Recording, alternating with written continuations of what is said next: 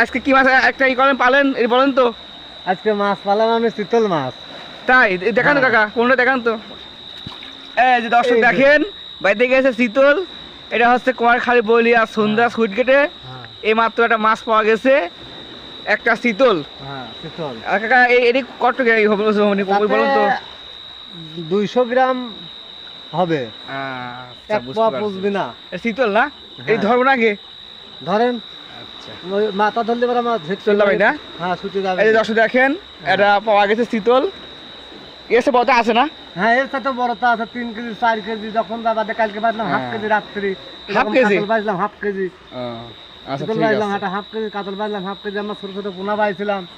আজকে মাছ কম হচ্ছে একটু নাকি? হ্যাঁ মাছ, পানির মাছ কখন আসে ঠিক নাই।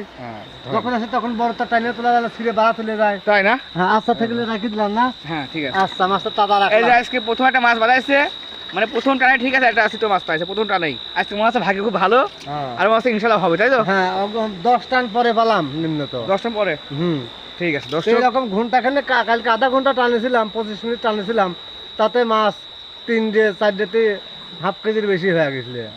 মানে মোট 3 পোয়া মাছ হয়েছিল ছোটখাটো পোনা টোনা দিয়ে। হ্যাঁ দেখেন দর্শক দেখেন। ওকে ঠিক আছে।